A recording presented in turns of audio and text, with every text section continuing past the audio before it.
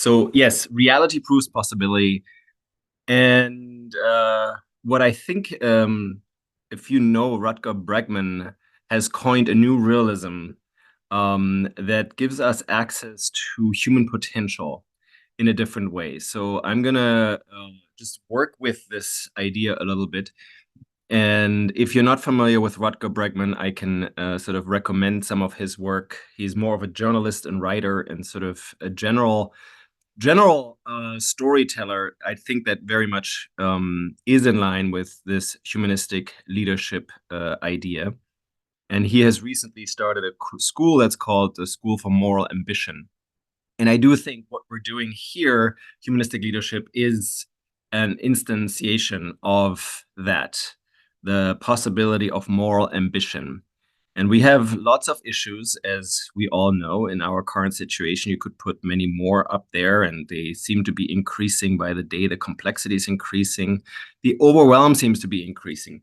But what if, what if we as humans have the solutions to all of these problems? What if we can turn desert into an oasis and grow healthier food there? What if we can turn desert into forests and combat climate change? What if there are companies that are just doing that? And what if the world knew about them? So this is an example of a number of companies that have been doing this for at least 40 years. One of them is called Sikkim in Egypt. Some of you may know of it. And they have been very successful with what is many ways now called regenerative agriculture. They call it biodynamic. But it is so powerful that you can literally turn deserts into oases. This has been recognized more recently now by people like, if you're familiar with Angela Merkel, giving out a prize called the Gulbenkian Prize for these solutions, because reality proves possibility. CO2 can be removed effectively via regenerative agriculture. Climate change can be reversed, and their products produced with that kind of approach are better for people and planet. And so that solution exists. And I personally, I think I was at Sikkim maybe 3 years ago, and it's stunning. And I think some insiders know about it. But once you see the power of possibility in reality, it does something to your psyche and to your physical approach. You can't unsee what's possible. Now, let me give you a couple of other examples. What if employees can be owners and successfully run companies? Mondragon is the largest worker cooperative with more than 70,000 members, and they're not employees because they're also owners, and they run together about 80 to 90 cooperative businesses. They're one of the 10 largest business in Spain, and people in the context of that work are empowered and dignified. They work in all kinds of industry, including finance, machinery, retail, banking. What if you can lower recidivism and create societal integration for people that come out of prison or maybe have other kinds of issues that prevents them from typically entering the job market? Reality proves possibility. Again, Grayston Bakery, in collaboration with Ben & Jerry's, has successfully reintegrated more than thousands of people for more than 35 years, reduced poverty and crime in Yonkers, New York, and people feel empowered and dignified as well. So reality proves possibility, but we have many stories that seem to be disempowering us. And one of the stories that I think even my son here in English in 9th grade is having to read is called The Lord of the Flies. I don't know how many of you know that story, but it is made up. It is fiction, but it is presented to many of the kids as this is a true account of humanity. And that basically people are evil. When they're left to their own devices, they won't cooperate. They basically will sabotage each other. And there is only a veneer of kindness that allows us to actually work together well. And once that veneer is not necessary, then basically we just turn into evil dog eat dog types of devils. Well, it turns out the real story actually happened of Lord of the Flies in the southern hemisphere. I forget the island, but there was a documentary on it, and people did actually shipwreck on an island. But what happened that for a year and a half, they actually were on that island undiscovered, but they had turned into a collaborative bunch of people, of friends, that actually saved each other. And so that speaks to the challenge of the veneer. That at the core, actually, we as people have survived because we are fundamentally pro-social, as David Sloan Wilson would say. And I think as much of the evolutionary insights will show, but really the stories that we tell in business, the stories that we tell in education are of another type. And as we all know, self-fulfilling prophecies are very powerful. So what is the kind of story that we tell about reality, about human people, and the possibilities associated with being human are creating reality, right? The Stanford Prison Experiment, I think very recently there was a National Geographic documentary coming out debunking many of the claims of the Stanford Prison Experiment. Now, I assume that many of you are familiar with that work, but it is one of the classics in social psychology. And it basically says that we at an instant can become evil. And yeah, it's just basically a veneer again. So the veneer theory of human beings as morally sort of adequate good is very strong, has a lot of foundation, and is sold as reality in many ways. But what if those stories are actually not true or misrepresenting reality? Again, here now, reality does prove possibility, but it also creates possibility. And I recommend that book, Humankind, by Rutger Bregman, in terms of how he dispels some of the myths that were created through these veneer theory stories, like Lord of the Flies was made up, and Zimbardo's experiment actually did require a lot more force than is led on to believe. Now, if we were to study Darwin seriously and not the mockery that has been made of it in many ways, like Darwin, if at all mentioned, gets sort of credit to prove that it's a dog-eat-dog world out there. It's only the harsh and evil that survive, the psychopath, etc., that dominates. I mean, there is a lot of proof to that if you want to look at current society, right? And at the same time, this may not be the whole picture. In fact, what Darwin, I put just a couple of quotes out here, what he wrote in The Descent of Man, which many people aren't familiar of even, but he's basically saying that any animal with these well-marked social instincts like human would inevitably acquire a moral sense or a conscience as soon as the intellectual powers had become as well or nearly as well developed as in men. Right? And there are 4 more quotes that basically point to the same thing, that morality is not just a veneer, that morality is actually the core and the reason why we are able to survive. Now, for many people, morality means their own values. But that's not what is meant. What is meant is an understanding of what we value that is beyond a certain price.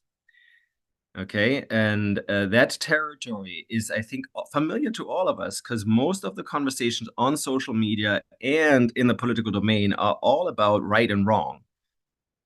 And many times they're very ineffective because it's like, I'm right, you're wrong, and I'm not really listening and wanting to learn. At the same time, you can very easily probably understand that without some sense of shared values, collaboration is very difficult. And we as a species have basically and essentially survived because we can collaborate. If we can't solve the problem by ourselves, our superpower has been to collaborate and solve problems together. And the role of a humanistic leader is actually that, is exploring what is possible in collaboration and create possibility from there. And in many ways, when I go to teach my students in a moment, when I actually am engaged in the typical work of a professor, I think, and I throw this out to you, what is it that people think about themselves? What is it that people think about the world? What is it that people think about reality? because I think we all think we know what's reality. And in the context of humanistic leadership, I just want to prove that or showcase that there is another option. And that can be based on a different narrative of who we are. And just to highlight the economistic story, which is the traditional story, it's basically the foundation of the veneer theory or veneer theory in some other form. But it basically says we're self-interested. And if it serves us, we're pretending to be moral. And you can probably see that kind of behavior in the corporate space quite a bit. But if we only look at that, I think we're missing a big part of the story. And the story about evolution and us as human beings is also visible in companies and in other places that actually are moral, quote unquote, or responsible at the core. Now, what if we actually use that and we act like we were the result of 4 billion years of evolutionary success? Because when I see my students, there's a lot of impossibility. Like, we can't do much. I showed this to my students 2 weeks ago. It's like, well, there is basically in our culture sort of the either or attitude. We celebrate all the Marvel movies. We love superheroes. Everybody wants to be like a superhero, but once we don't see we are superheroes and we're not like the guys in or like Elon Musk or something, oftentimes we lapse into can't do approach, protective mode.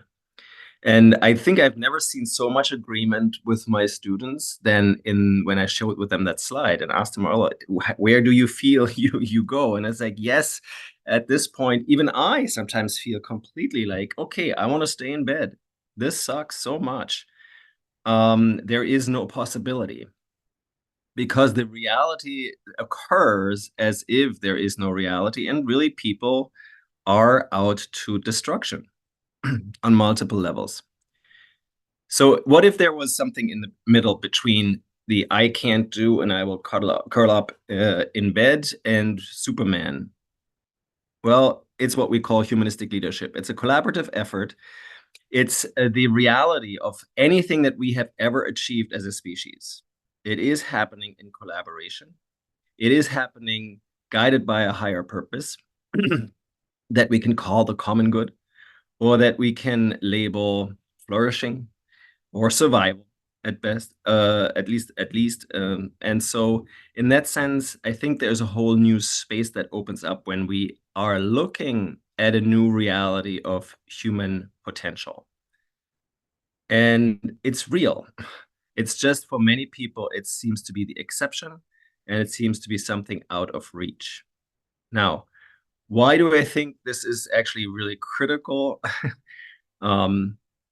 We all know the statistics about resignation, inner resignation, withdrawal, disengagement at work in organizations. At this point, we are not very effective in giving people the sense that they have options and possibility. And so the option that seems to be available is disengagement, cynicism, and basically a quiet agreement that we are toast. And that creates a reality, but in the end, that would mean that our species is designed to die. And that's not real. That is not real. It may be perceived as such, but there is another reality, right? And so with that, I just want to sort of give us the space. Maybe I'm stopping earlier than intended, but you've maybe seen this kind of slide before. For those of you that know the work of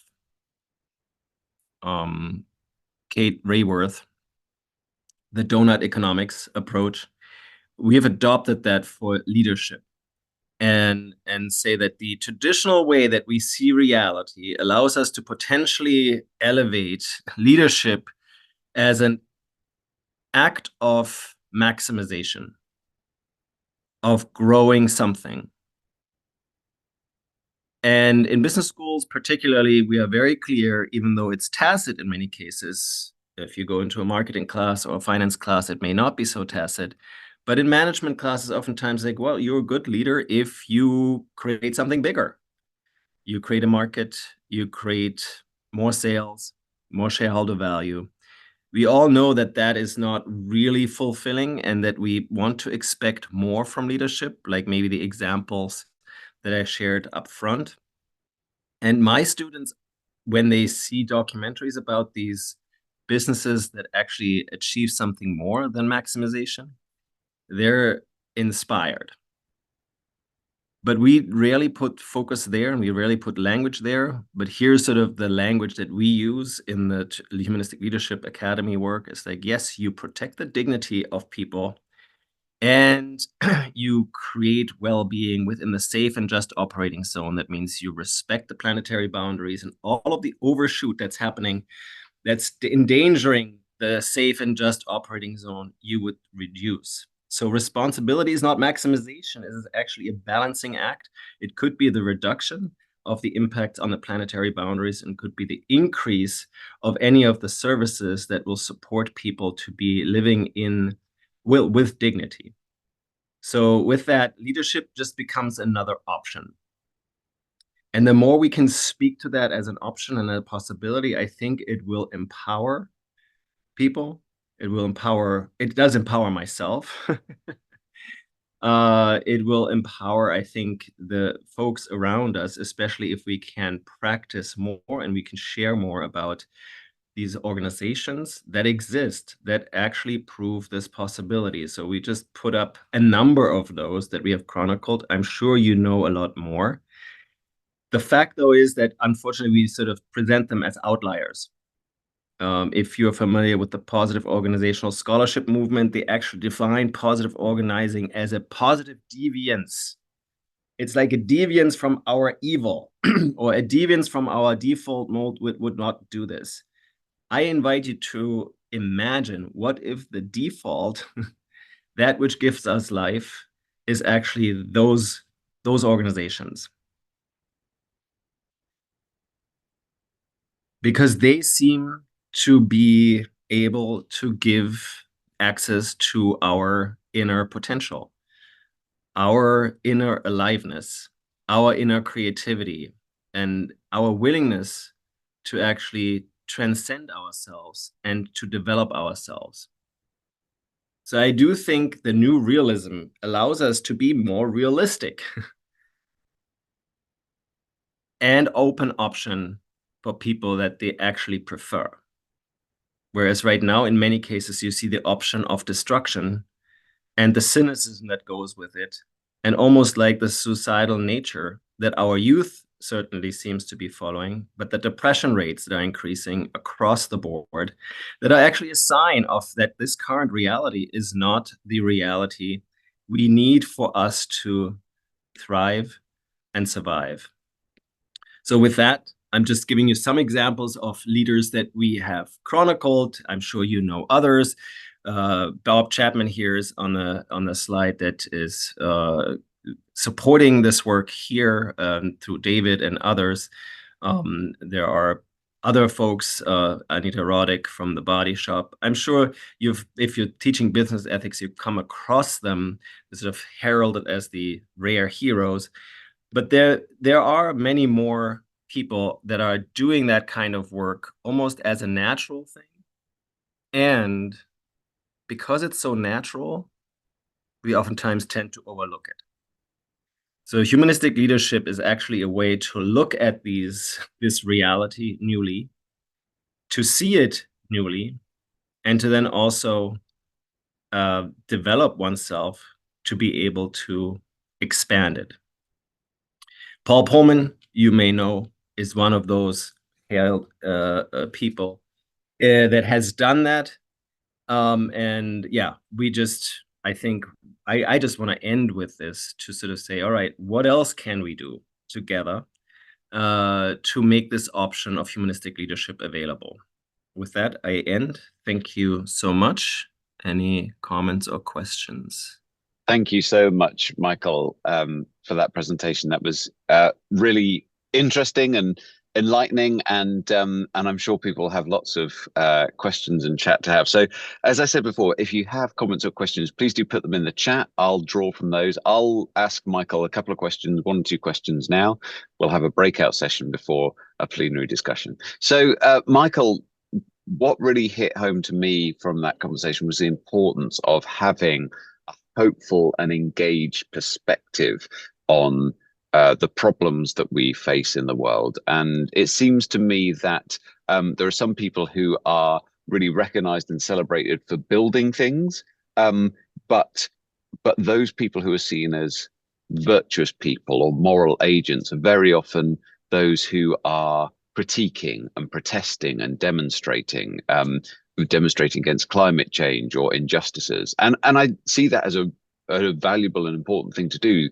Those people who, particularly who are suffer hardship when they draw attention to the bad things that are happening in the world. That's a noble thing to do. Mm. And at the same time, what I hear you saying is, as people who are trying to make the world better and trying to be engaged, we need to also be positive and be growing and building and moving towards. We can't just be critics. Actually, there has to be positive leadership. And I know from knowing you a little bit, Michael, that you are someone who's passionately engaged and sees the problems in the world, and also you are constantly striving to build things and create and push things forward. So it's a long question, long comment, but what I'm really interested in is, do you have any practices or any mindsets that you can share for us to be able to inhabit that space where we don't see ourselves as Superman, but we don't curl up in a ball, but actually we're Mhm. positively, energetically engaged in solving the problems that we see around us? Yeah, I do. And it's so simple because I think everybody knows that and does that anyway. I think the only thing that I would suggest is that we pay more attention to it.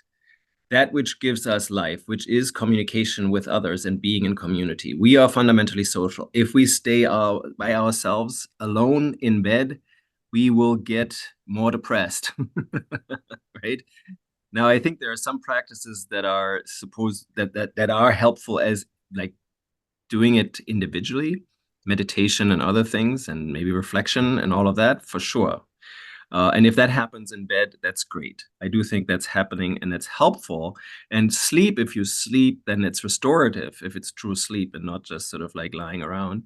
Other than that, I think really one of the basic keys to survival is being connected with others. Now, not being with others just to be with others on social media or whatever. That's not necessarily connection, right? Connection is I care about this and I'm authentically out there. And then when I'm authentically out there with my care about, let's say, the political situation in the United States, I can engage with others that do care.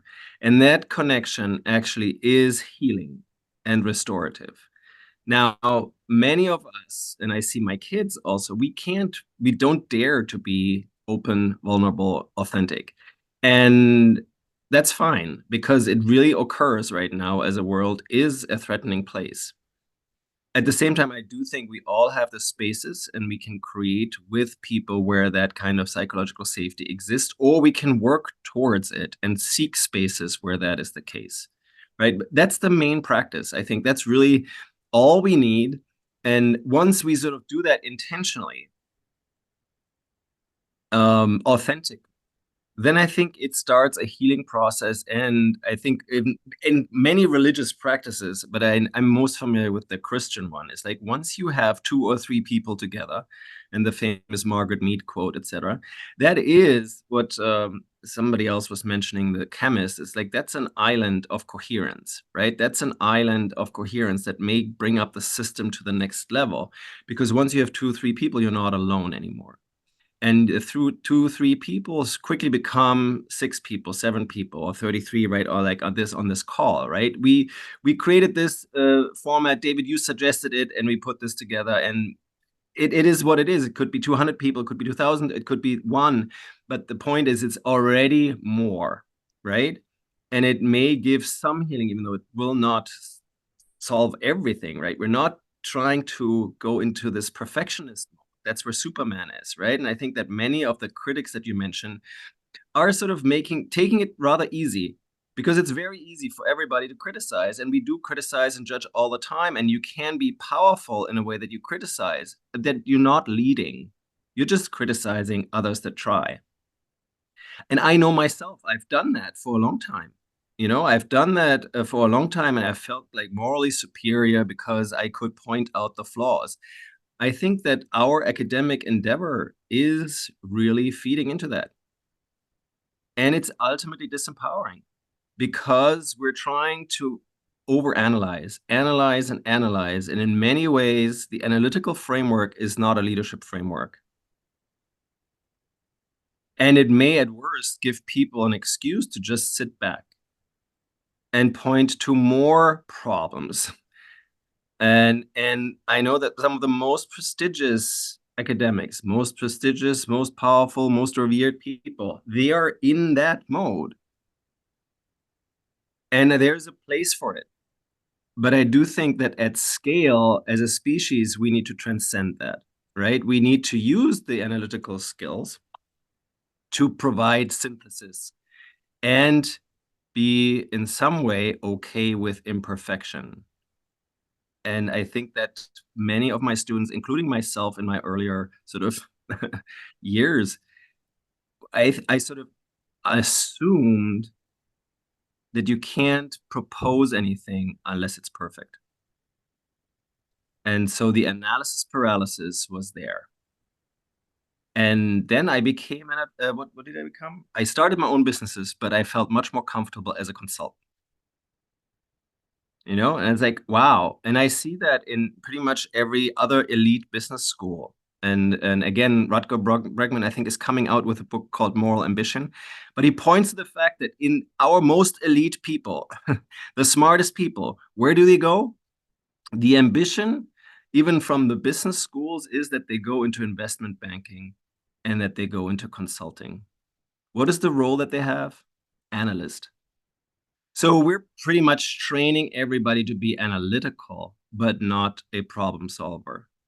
So that's a long answer to your long question, but I think those are some of the practices: being social and focusing on problem solving and letting go of the perfection need.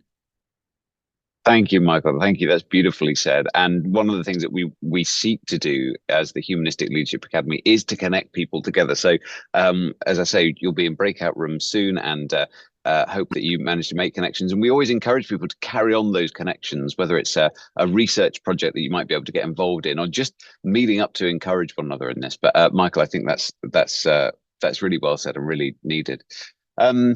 I've got a couple of questions in the chat about organizations. Obviously, we want organizations, particularly businesses, companies, corporations, to become more humanistic in their approach to things. Do you have any thoughts on what actually pushes organizations or can get organizations to become more humanistic?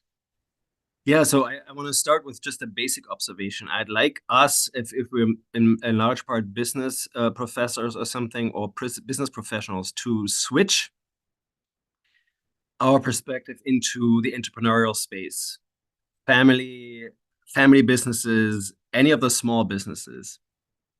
I would posit, and I would like to see some studies on that those businesses that work in the startup phase, that those businesses that are around as small businesses are humanistically run. They're unexciting. We don't want to study them. The press doesn't cover them. It's not a good story unless it's like, oh, okay, yeah, people do nice things with each other. They honor their word. And yes, they want to find a solution for their client. Okay, yeah, all right, good. This is no news. This would be news if it was Procter and Gamble, or no, Procter and Gamble actually is still sort of family owned, if I understand correctly. But many other larger companies that get into the news because they are using an economistic approach, I would argue they have actually learned to become economistic. So it's not that they need to learn to be humanistic. They need to prevent learning to become economistic. And unfortunately, the current setup is such that with the fact when you are a publicly listed organization and you have 500 shareholders or more, you are under the pressure of Wall Street, which means more or less you are basically in the paradigm And you've probably all seen how much Meta or Facebook wanted to avoid that, how much Google tried to avoid the influence by creating different slices of shares, etc. So all of that is actually very well known as a process that people, even entrepreneurs, don't want. They don't want to be under control of a 25-year-old that comes out of our schools that only has learned an Excel sheet and cost and basically has no idea about what can create revenue. But instead of saying, all right, well, I see that you have lots of cost, let's cut, and your earnings are too low. So that kind of process and thinking and practice is what destroys a lot of value, which has been documented over and over, but looking, we're still looking at the large corporates as an example for our teaching, an example what good business is. So what would they need to do to rethink? Yes, maybe a crisis for sure. That is sort of something. But then there could be other places that are sort of transformation from a personal level, especially in the space for larger organizations that are still owned by families or by responsible leaders. The majority of people want that. Even the leaders in those positions would prefer a humanistic approach. But there is pluralistic ignorance, and I think that's what will need to happen: is cut through pluralistic ignorance. Pluralistic ignorance, the process by which you think you are singular, your thinking is minority, and something that you sort of see or perceive in the world, quote unquote, reality, is actually against you. You need to comply with that reality, and everybody else thinks differently, which is not true. That's why, again, new realism. If we understand better what people want at large, we know people want, if we call it humanistic leadership, yes, they do. They they they they don't necessarily have the tools how to practice it, but you'll see that in their private spaces, all they do is that they want to have their dignity restored. They want to treat their families with dignity. They want to flourish. They don't want to sabotage. Thank you. Thank you, Michael. And then one more question here from the chat before we go to breakout rooms.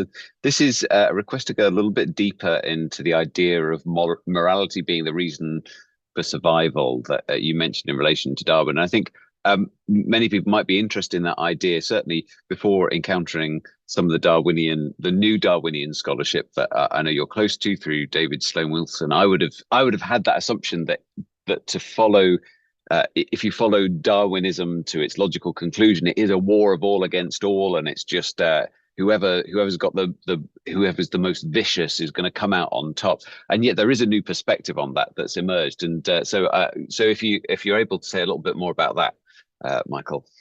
Yeah, I mean, it's fascinating because Darwin never said that, right? And this is again one of those realities that is made up, that is not a reality, right? This is fiction. And the fact, and just look at it, like if you were by yourself, we have hominoids in the past that have been that, and they all died out. I mean, if that doesn't convince you, it's like, okay, we can go back, and we're actually on that trajectory. We're sort of becoming psychopaths by design. We choose. We choose the psychopathization of our societies through this narrative of Homo economicus and all these other things. And it's like, oh, well, it doesn't really work out that well. Well, surprise, surprise. We've had this experiment as a species. We died out. So, yes, the reality is much harsher, right? The reality is not dog eat dog. The reality is we need to find a way to connect. We need to find a way to collaborate. And that's a frightening reality for many by now, right? Because we're rather sort of like safe in the space of our cell phone. But that reality, I think, is the possibility that emerges. Thank you. Thank you very much.